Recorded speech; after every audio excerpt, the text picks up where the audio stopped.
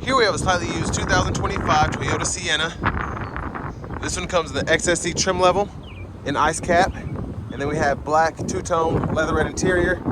Powertrain consists of a 2.5 liter naturally aspirated hybrid engine, and that's mated to a continuously variable transmission. Now as we come around to the front end here, we do get our LED headlamps along with our LED daytime running lights and LED fog lights. The lights don't flash like that. That's just how my camera's picking them up. But love the styling. I think the Sienna is one of the best looking minivans on the market now. Honestly, I think it is the best at this point. Down here, these are 18-inch alloy wheels. Passive keyless entry throughout. Power door locks, rear window locks. We do get power mirrors that have blind spot monitors and heat. One-touch up and down windows on all four doors. Bottle holders are there. Gas cap release, auto high beams traction control, hood release, manual tilt telescoping steering wheel. And then here we have our power driver seat. We do get 4-way power lumbar support here, so that's nice to have. Now I do want to give a huge thanks to John Roberts Toyota here in Manchester, Tennessee for allowing me to review this vehicle today. I'll leave a link below in the description. But if you're looking to find the best price of one of these closer to home, click that second link down below. So you do have the power sliding doors. You do have the option when you have the key fob, if you just kind of run your foot underneath there, it'll open up. Car's running, I don't have the fob though, so we're just gonna open it normally. And great space, I can already tell. And your child locks are right here if you want to lock and unlock right there, which is, it's interesting. But I have the seat up front adjusted for someone of my size, being 6'3" with longer legs. And the space back here is pretty nice. Another big plus with this is we do have the armrest on both sides. Really like that. That's really nice. But 2 USB-C ports here, 2 bottle holders. There's a look at the front. We do have the sunroof, and that's what the sunshade looks like there. And then our third row is folded right there. But your AC controls are back here, and I like that we can adjust either side here. That's a nice touch.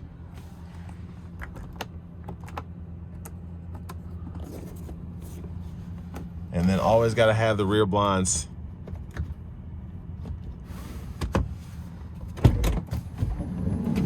But let's make our way towards the back. I'm gonna pop the gas cap because the door won't open if the gas cap is open. So there's a look at that.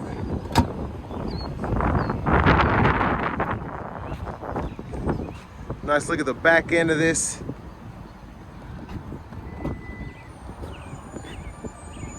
And I do apologize for the wind. It's this weather's been crazy this year. It's unbelievable. Now, if you do want to go ahead and put the seat back up, all you have to do is pull here. And it's that simple to get it back into place. And then you basically just pull this here to get it back in to the floor. It's hard to do with one hand, but you get my point. And there's a difference with it folded flat and then with the seat up. But I love that we get 2 USB-C charge ports over here, bottle holders, and then bottle holders on this side as well. Your top tethers for the car seats right there on the back. You also have them for the third row on this one as well. There's the look underneath the vehicle.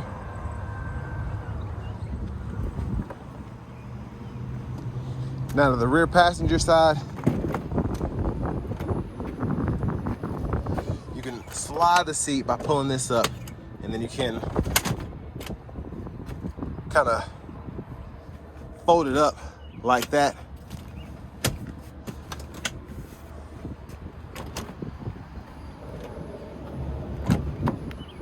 And then our front passenger seat is power there. Storage underneath, 12 volt, a lockable glove compartment here. All your owner's manuals are still in this one in particular. And then nice storage there, kind of runs along with the wireless charging pad and the USB port over there on the driver's side. Now as we come back around to the front, just gonna take a quick look in the engine bay. So there's that 2.5 4-cylinder hybrid setup.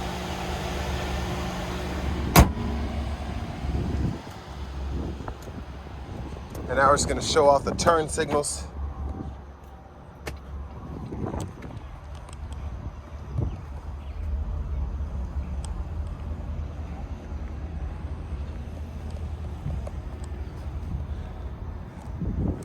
And now let's go ahead and hop in the driver's seat.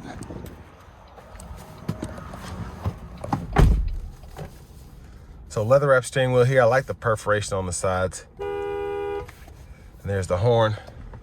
To the screen here, we do get our AM, FM, XM along with Bluetooth audio, wireless CarPlay, Android Auto compatibility. We also have the Amazon Music, Apple Music. Your settings in here, go to general, and you can adjust your language and units of measurement. And then a few other settings as well down through there. I like the trip information. We can kind of see MPG history, currently what's going on while we're driving. Then we have a volume knob here on the side. We can click to turn the audio off there. Backup cameras there. Just a standard view, no guidelines or anything, which surprises me. But down here, dual zone automatic climate controls. Then we can also control the rear as well if you want to adjust that. So it's cool how that's set up. Fan speed can be adjusted. Your autos down here, AC, you cut the vents off in the back, and then you have 3-stage heated seats for the front. Hazards are right there. That USB-A port again. And that wireless charging pad. For the shifter, push the button, pull down, reverse, neutral drive. Then you can come over here for your sports shifts there. I like this because it's not a limiter as much as it is like a manual mode almost. So I'll see if I can test that out on the test drive. But I love having that. Then electronic parking brake, pull up to engage, hit the brake, press down and disengage. Automatic brake hold, EV mode. And then you have 3 drive modes here, Eco, Normal, and Sport. Bottle holders are there. Center console cubby spaces here, 2 USB-Cs down there for charging. And then here we have the lift gate if you want to activate that from the front. Your sunroof controls. You can control either door, open or close that from up here. And then you do have the rear mirror so you can see everybody in the back. And your garage door transmitter is right in there. I'm gonna push this back and let's see how far it slides back. That's one touch. Hit it a second time, it goes all the way behind the cover there. So there's a view of the back seat from up here. And then the vanity mirror. And then back to the steering wheel itself, left side blinkers. Low beams, auto, fog light toggle, turn the daytime running lights off there. And then over here we have the wipers. So one time off, intermittent low, high. And then we can adjust the intermittent frequency here. Rear wiper there. Push back for that rear wiper fluid, pull up for the front. And then over here, Bluetooth. These 4 arrows go through the gauge cluster. You can hold OK to change the settings, which have a few different views that you can toggle through. And then volume, voice recognition.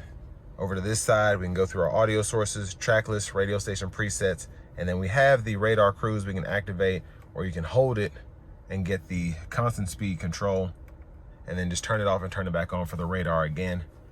We can adjust the gap for the cruise here. Again, this is for the lane tracing if you need that, and then we can adjust the speeds. Push button start. Finally, here's the key fob. But next, let's go ahead and take this 2025 Sienna XSE out on the road for a test drive. So starting the test drive in this Sienna XSE here, all the Siennas do get that standard hybrid powertrain. So that 2.5 4-cylinder mated with the electric motor and that small battery. But the pickup is relatively good, especially for how most people drive their minivans. It does tend to feel just a tad quicker than the Pacifica Hybrid, which I've always found interesting just because that has a V6, even the plug-in variant. And the plug-in variant of the Pacifica Hybrid is actually rated slower than the gas-powered model. But this here, I just feel like it's a bit more raw, especially because you have the ability to change your drive modes. That's a big difference between the Sienna here and the Pacifica. Now, in terms of the Odyssey, I can't remember if those have different drive modes or not. But I know for a fact, because I have a Pacifica Hybrid, that you don't have that ability there.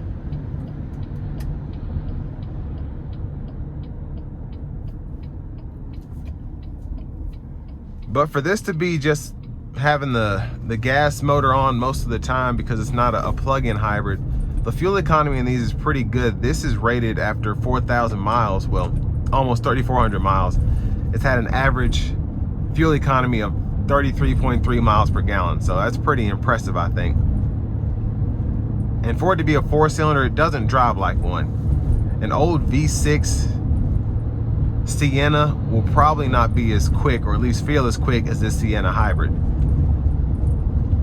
I think this is rated like a net horsepower of 275 or something like that, which is a lot for a vehicle like this.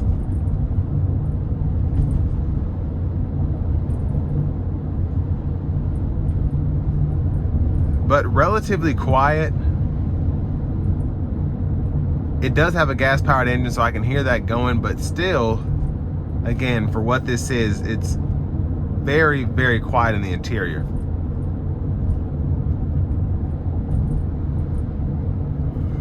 And me personally, I like minivans, just how they drive, how they feel. This one's no different. I do feel like with these wheels, the ride's just a bit rougher. Now, this is on an industrial road, so this road is torn up. But I feel like my Pacifica will ride just a tad bit better on this road here. Once I get on the interstate, I'll be able to tell better.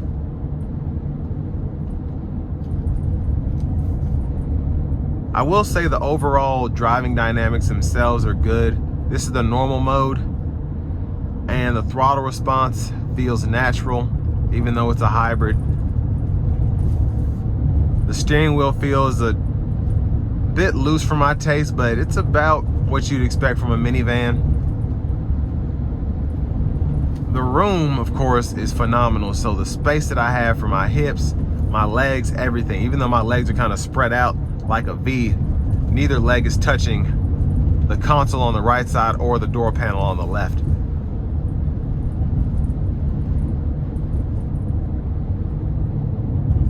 Now, in terms of visibility, very good. This kind of impedes on it just a tad, where it kind of has a hump there, but for the most part, not really affecting how I can see. I just can't see the hood in front of me, but the hood is low and out of the way, like you'd expect, again, from a minivan.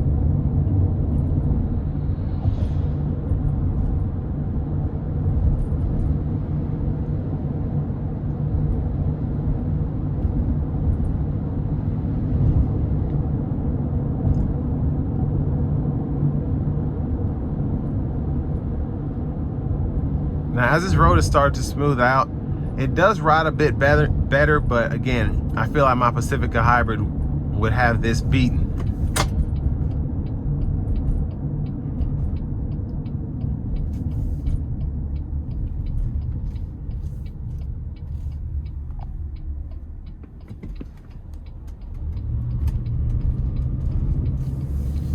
And the normal drive mode is probably how I would drive this more often than not. It just feels so natural again. But I'm gonna put it in the sport mode as I get on the interstate here, and we'll see what it's got. I will put my foot to the floor on this because it does have some miles.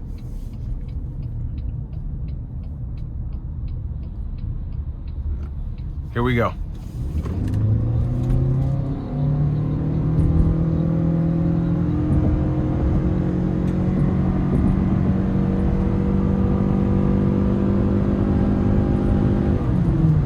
So I mean, pretty impressive. Sounded kind of weird, but it was a very, very good pull there. Gonna put it in the eco now. And then we're gonna activate the safety system. But I do want to give one more thanks to John Roberts Toyota for allowing me to review the Sienna today. I'll leave a link below in the description to their inventory. But if you're looking to find the best price on one of these closer to home, click on that second link down below. It takes just a minute to fill out your information, and I'll make sure the local dealers are fighting to get you the best price on this or whatever new vehicle you might be interested in. But safety sense here, love it. I believe this is the 2.5 because we don't have that driving support button or whatever. And I just like how simple the 2.5 is. Part of it might be how I've gotten used to it over the years compared to the 3.0, but it's just a simple system. It's very, very good. Lane centering is phenomenal. And then the radar cruise just does a great job at keeping that distance without thrashing me back and forth.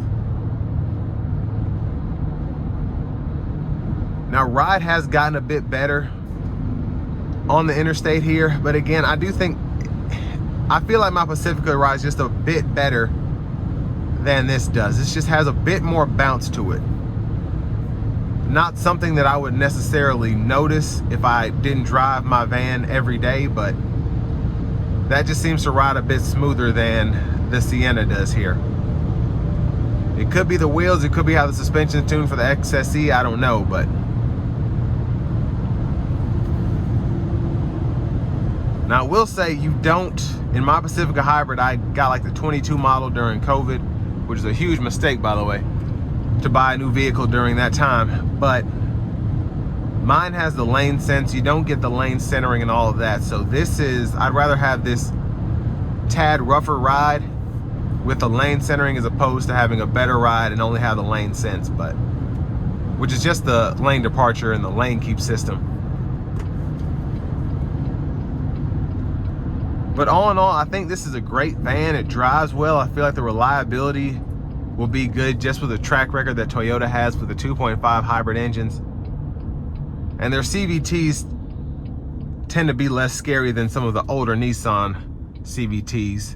But other than that, I mean, I think it has everything you need in a nice package.